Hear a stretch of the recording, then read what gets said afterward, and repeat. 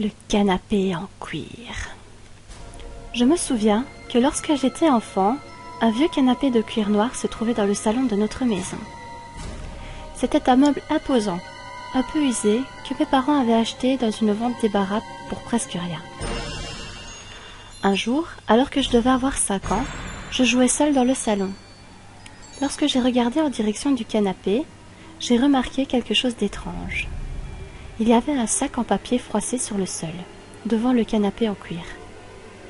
Je me demandais ce qu'il y avait à l'intérieur. Alors, je décidai d'aller voir et d'enquêter. Sur le sac en papier était imprimé un logo très distinctif. Au moment où j'allais le prendre, j'ai réalisé qu'une main hideuse et flétrie tendait le sac. Un petit bras maigre et flétri, d'une blancheur repoussante, sortait de sous le canapé. J'ai soudainement arrêté mon élan et j'ai ressenti un grand frisson dans mon dos. J'étais terrifiée. Alors que je l'observais, la main s'est lentement rétractée et a disparu de nouveau sous le sofa, apportant avec elle le mystérieux sac de papier.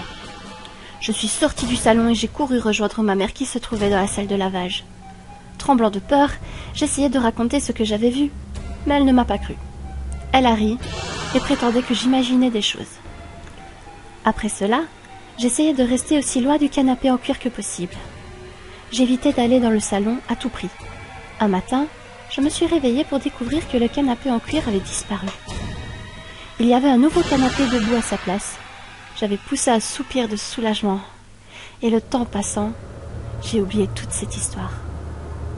Il y a quelques années, je parlais à ma mère de mes souvenirs d'enfance et je me suis soudainement souvenue du vieux canapé en cuir. « Qu'est-ce qui lui est arrivé ?» demandai-je. « Oh, ne me parle pas de cette chose horrible !» s'écria ma mère. « Nous l'avons jeté aux ordures. »« Pourquoi ? Juste parce que j'avais peur de lui ?»« Eh bien, je n'ai pas raconté cela à l'époque, » dit-elle avec un frisson. « Mais tu étais très jeune et je voulais pas t'effrayer. Un matin que tu n'avais pas école, tu t'étais caché dans la maison. Je te cherchais d'une pièce à l'autre et quand je t'ai finalement entendu rire au salon, j'ai alors cru que tu étais caché sous le canapé en cuir. Je me suis mise à genoux pour regarder, et quand j'ai vu ce qu'il y avait dessous, j'ai presque fait une crise cardiaque. Aussi longtemps que je vivrai, je n'oublierai jamais ce que j'ai vu ce jour-là. Et qu'est-ce que c'était ?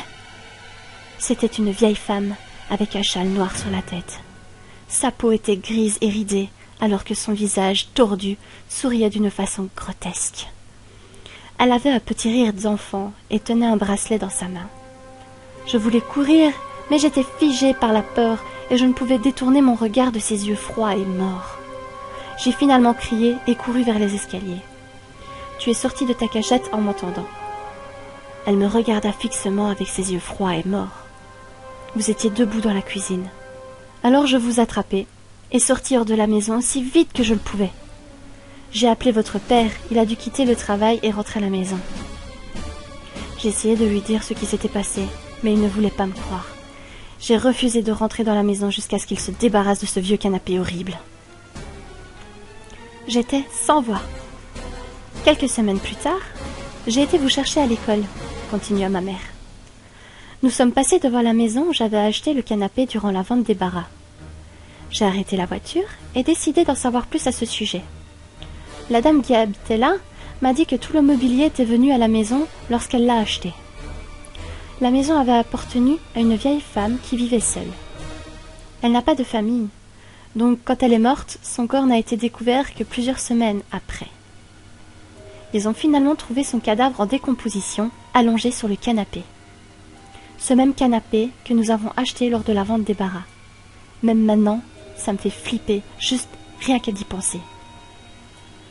L'histoire que m'a racontée ma mère a ramené tous mes vieux souvenirs d'enfance au sujet de ce vieux canapé en cuir et la main qui tenait le sac en papier. Il y a quelques jours, j'étais dans un magasin d'antiquités quand soudain j'ai vu quelque chose qui me semblait familier. Sur un plateau, il y avait un petit sac en papier avec le même logo que celui que j'avais vu devant le canapé et qui hantait mes souvenirs.